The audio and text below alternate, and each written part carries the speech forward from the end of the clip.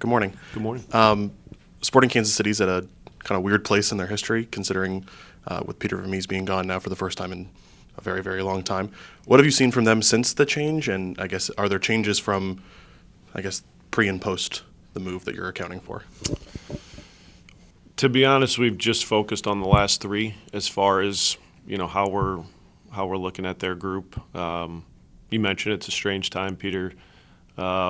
Really, he built that club in a lot of ways to what it is today, and certainly have a lot of respect for him and what he's meant to the game in this country. Know Kerry as well, and a really good guy.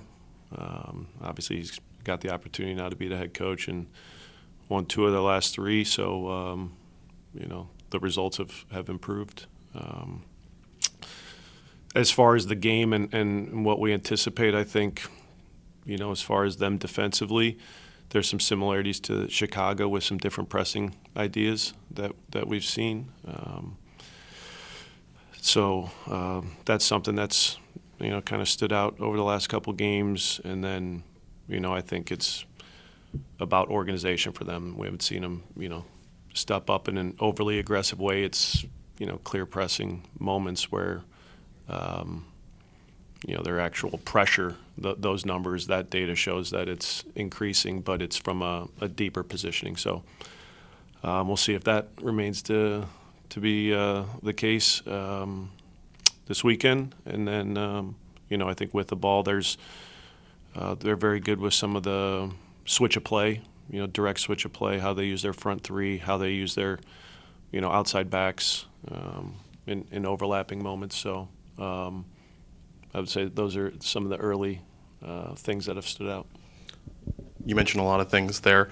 I was curious about when an organization goes through a change like that and you have to kind of prepare for them, I guess, not only from as you mentioned, Peter built the organization, but for on the field, do you have to kind of predict some degree of unpredictability because it's so new for them that they might do things that might be wholly new?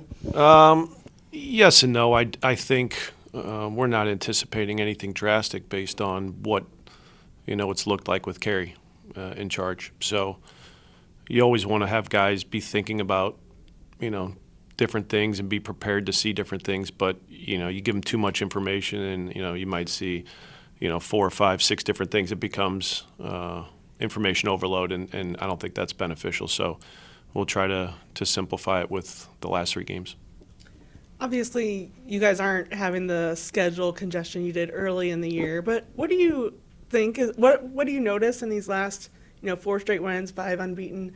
What's been the biggest difference, do you think, on the field? The relationships are improving. I think the understanding of the strengths and weaknesses of the individual player and maybe the group, that's been, this stretch has really helped us to work on some things. And while it certainly isn't perfect, I think guys have really enjoyed this slower pace to have more time to work on things. And, you just see more time spent together on the field and in the facility, and I think they enjoy each other's company, which is pretty important.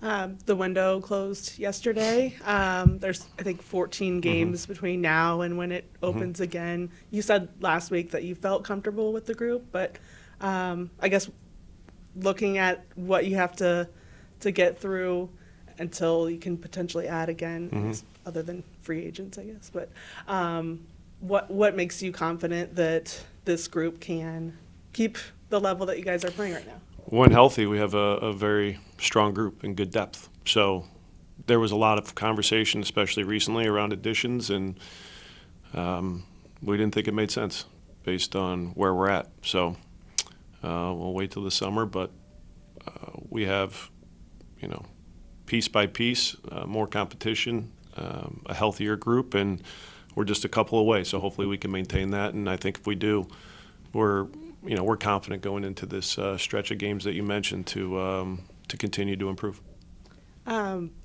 League sources had confirmed there was, or I guess it could be still an attempt to sign Thomas Mueller for the summer. Do you feel like, you guys, the club did invest about $30 million in the attack with Denke, Evander, and Luca when you add his fee as well. Do you feel like you still need another more firepower, I guess, in the attack? We'll use this stretch of games into the summer to see, what we think our approach will be. Like I said before, we have a group that we're confident that can improve, continue to win games, and if we need to add reinforcements, we'll do that. Pat, since Lucho left, 7 guys have worn the armband for this team, all 7 of which were in the starting lineup against Chicago, but Matt Miazga in his debut start gets assigned that role. Is Matt Miazga your captain moving forward, and if so, why? And if not, what's your view on the role of captain in this team? It's by committee. Right now, I think a lot of it had to do with how much time Matt missed and guys that stepped up, and took the armband. So right now it's by committee, and we'll kind of see where we're at as we move forward and see if we can get consistency in our group to decide if there's something permanent or not. But right now, I like the leadership group that we have and different guys being able to wear the armband. To kind of, I guess, to follow up to that, with having so many guys you've described as leaders in the past and guys who have been leaders who haven't worn the armband, what does that do for you as a coach to be able to have a team with so many presences like that in your group, both on the bench and in their starting 11? Well, it helps with accountability. It doesn't always need to come from myself or a coach. These guys are trying to keep a standard and have some autonomy to do it themselves and not always rely on a coach or another staff member to get things in order. So they look after each other. That's what you can see, you can sense. And it's, I think, a void, or it was a void in the past. Certainly when Matt and Nick are off the field, that's significant. But just their presence, I think, brings out the best in those around them and helps others feel comfortable talking. So right now we have a good veteran presence to kind of take ownership at times. Aside from the leadership, and not to make this all about Matt, but with Matt coming back, what are some of the things he does, I guess, with his skill set or tactically that change the way, or can change the way you guys want to play with him in that spot?